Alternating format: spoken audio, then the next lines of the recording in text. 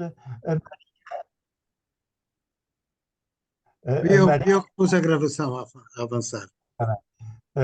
e significa a Imaculada Conceição compreende-se com a Assunção. Isto é, se o pecado original não é só ficar livre no momento da entrada na vida humana, no princípio da vida humana, eu diria, é a Imaculada Conceição e a Assunção devem ser interpretados em conjunto para dizer a Maria entrou no céu com a totalidade do seu corpo novo, isto é, da sua capacidade plena de santidade e da ausência de mal moral, o que faz com que ela possa precisamente intervir em nosso favor junto de Deus e ser também para nós, como dizia, uma mediação, mas mediação, Maria mediação, está bem, mas o único mediador é Cristo. E a Maria, mais do que nós, mas uma capacidade de relação não estragada de modo nenhum pelo pecado. Então, eu paro aqui. Pronto, para.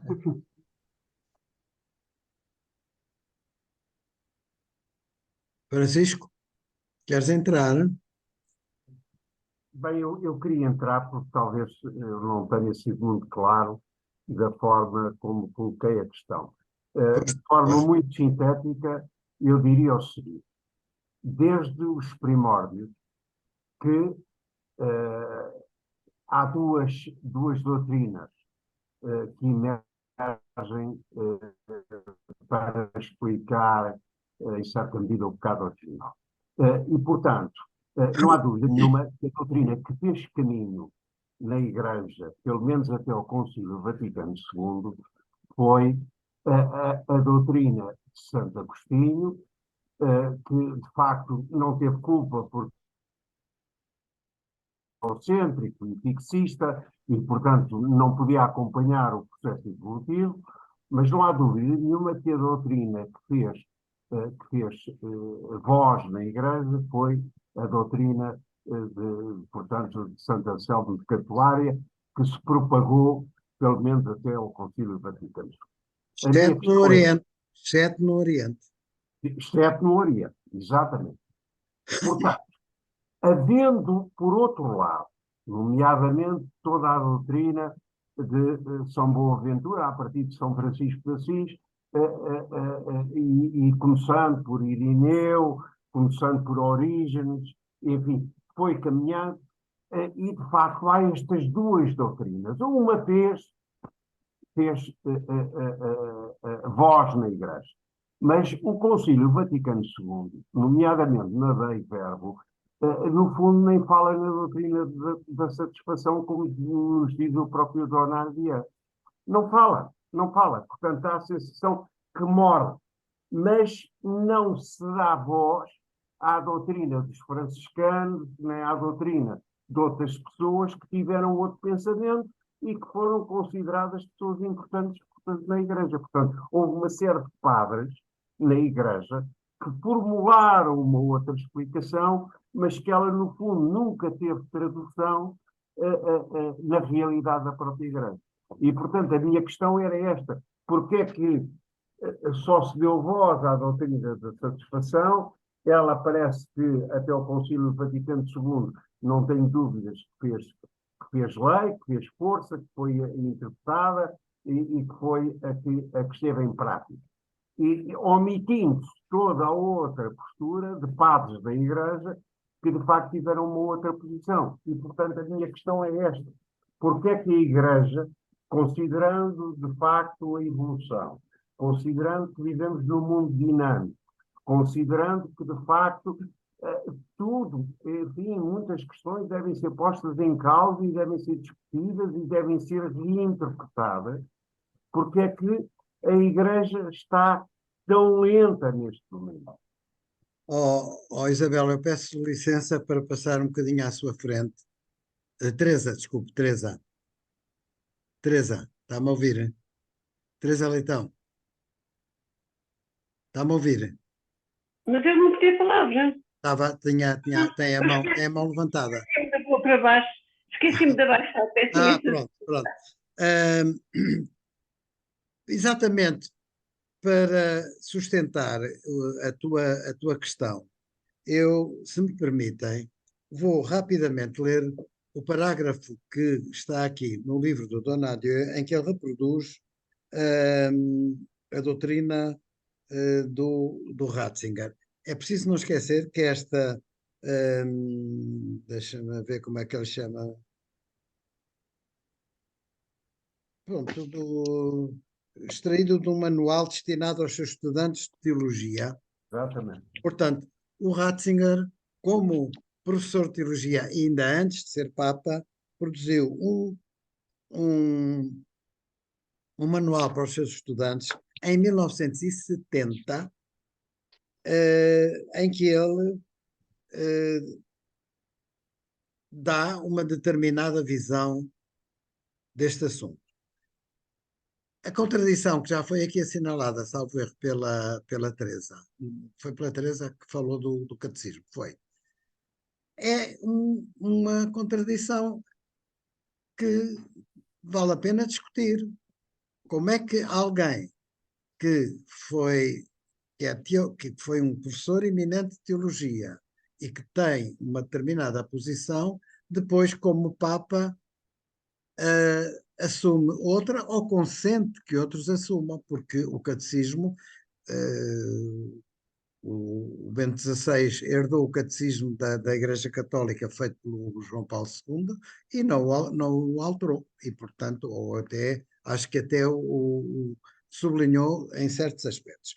O que é que o teólogo Joseph Ratzinger diz em 1970? O seguinte: certos textos de devoção parecem sugerir que a fé cristã na cruz apresenta um Deus cuja justiça inexorável reclamou um sacrifício humano, o sacrifício do seu próprio filho. Esta imagem, tanto ela está divulgada, quanto ela é falsa. É o Ratzinger que diz, não somos nós. E acrescentava ainda em comentário, diz-nos o Donadieu, esta imagem, perdão, para quem, a olhar de mais perto, a teologia bíblica da cruz traduz, para quem para quem a olhar de mais perto, a teologia bíblica da cruz traduz uma verdadeira revolução em contraste com as ideias de expiação e de redenção na história das religiões. Portanto, o próprio Ratzinger aqui se levanta contra uma concepção de cruz expiatória.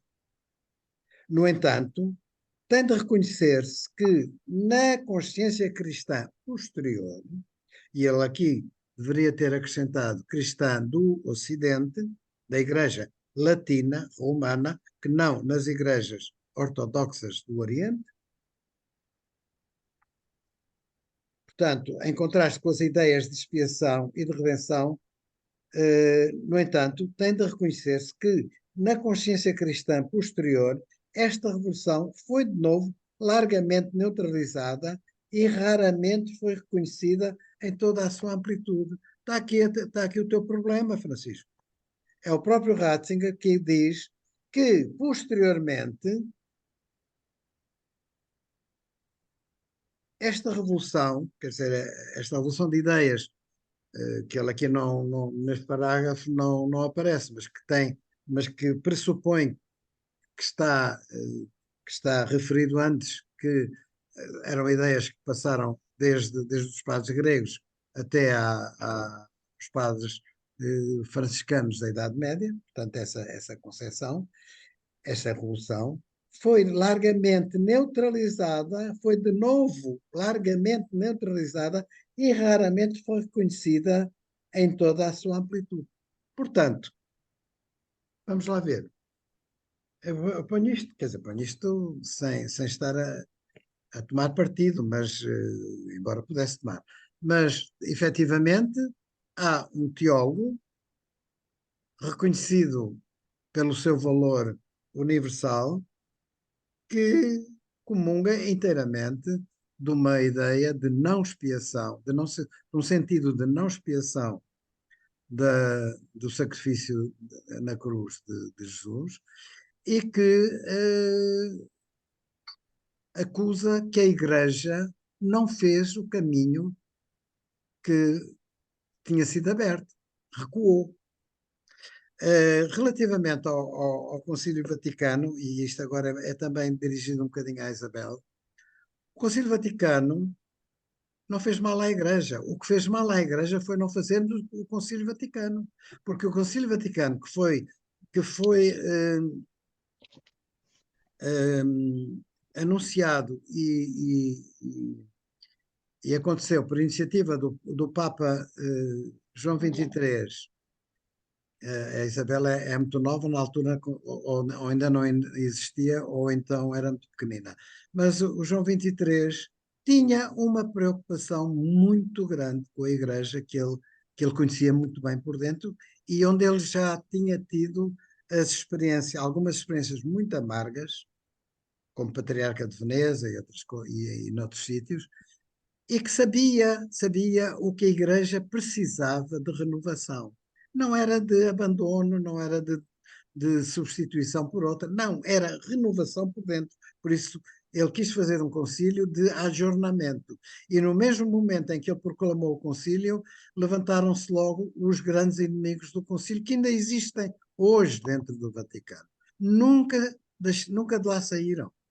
E que conseguiram passar da abertura que o Concílio Vaticano propunha para um fechamento quase total.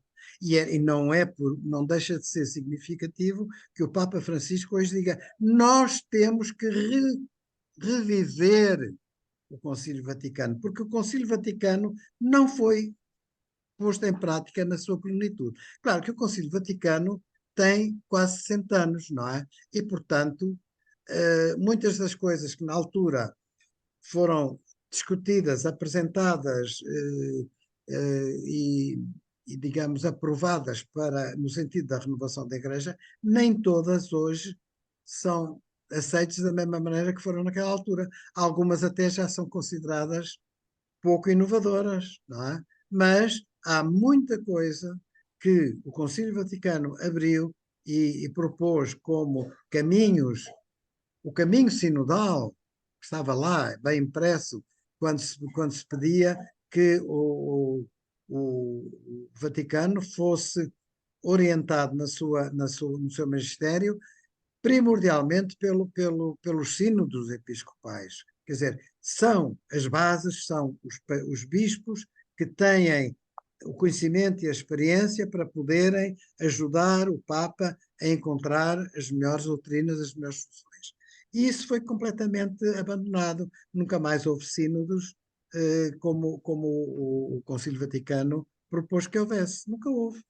E hoje o Papa Francisco está a fazer um esforço tremendo para fazer reviver muito do concílio e reencontrar como é que eu ia dizer, um espírito fundamental, que é o espírito sinodal da Igreja. A Igreja tem que ser realmente uma caminhada.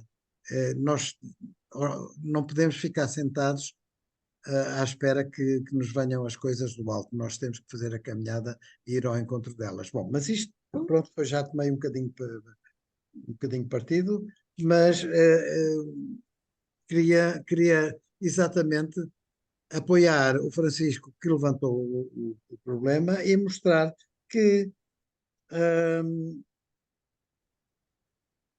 o próprio Vaticano, o Concílio Vaticano II, se não falou deste assunto do sacrificialismo, eu tenho a certeza que já nessa altura foi por ter grandes, quer dizer, foram votações democráticas e com certeza uma facção grande não aceitaria bem, não enveredou por essa linha de abertura. mas a Igreja é eterna, estamos a tempo de pensar nisso outra vez, não é?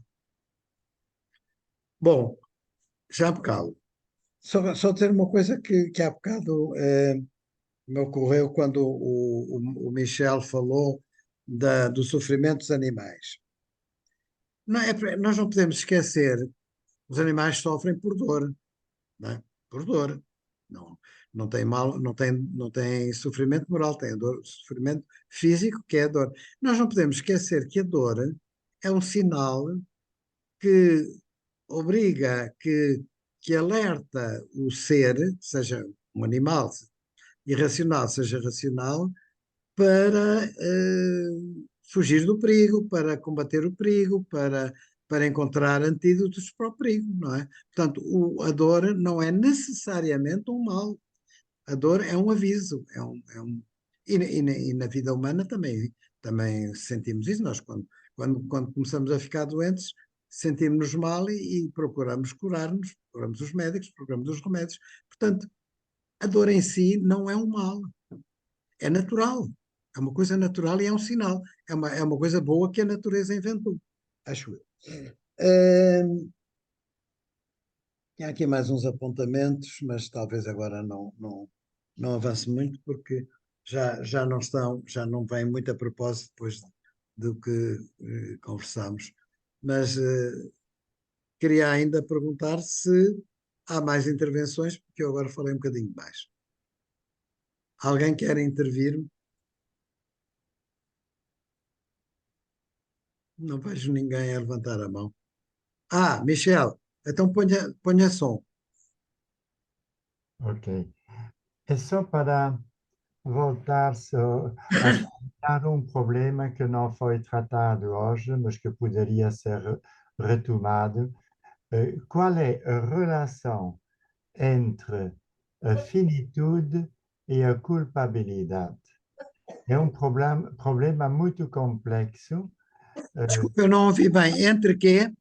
entre a nossa finitude Ah, sim. e a nossa culpabilidade. De onde vem o mal moral? Vou dar num segundo a resposta da filosofia de Paul Ricoeur, que, em meu entender, tem razão. Ele diz, não vem de nossa constituição, eu diria, física, mas vem do caráter dos sentimentos que são indefinidos. O sentimento do ter, não é? Que é diferente da questão da propriedade, mas ter, o ter implica, na sua finitude, o desejo de ter sempre mais. O ter um exercício de poder. Quem detém o poder tem a tentação, por assim dizer, de querer sempre ter mais, dominar mais. E todos nós precisamos de ser reconhecidos e, como dizia o Padre Vasco, de ter sucesso, mas ser reconhecido é um sentimento que também se pode viver com o nunca satisfeito e querer sempre mais. A passagem da nossa finitude para o mal moral de que somos culpados provém de alguém que se deixa, no seu agir, governar pelo caráter indefinido do ter, do poder, do dominar e de ser reconhecido, isto é, de ter um sucesso sempre maior à frente dos outros. Penso que há uma passagem de nossa finitude para a culpabilidade do mal moral quando nós não conseguimos limitar o nosso desejo de ter, de dominar, de ser reconhecido e acrescentaria o domínio do ponto de vista da sexualidade. Então, é só isso que eu queria dizer, mas isso não está em tear, mas porque tear, em meu entender, e foi uma crítica que lhe foi feita, talvez com razão, ele não diz mal, mas não sublinha muito o porquê se pode passar da evolução do nosso, da nossa esfera noética para a problemática do mar. É só isso que eu quis dizer. Bom, seria bom ainda podermos discutir mais alguma coisa, mas já passa um bom bocado das 10h30 e está na hora, enfim, como costumamos fechar Isto esta. era um tema para outra vez, mas Podemos voltar. Isso ficou não contemplado na nossa discussão. Podemos propor um novo encontro para continuar esta discussão. Se quiserem, eu proponho. Não vamos mudar o nosso plano. Não, podemos introduzir um encontro extra. Se quiserem, podemos fazer isso. Se estiverem de acordo, podemos encontrar É isso que eu quis dizer. encontrar uma data proximamente em que reunamos novamente e voltemos a discutir, porque realmente discutimos pouco.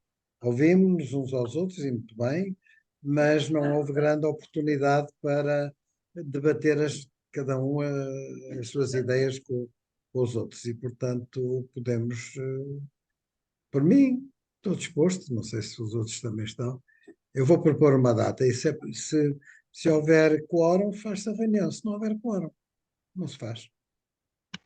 O quórum será com certeza mais do que uma pessoa. Se houver 2 ou 3 ou 4, já será algum quórum. Pronto, então, obrigado pela vossa participação e contribuições muito, muito úteis e sábias. Até breve. Um abraço a todos. Boa noite. Obrigada. Boa noite. Boa noite.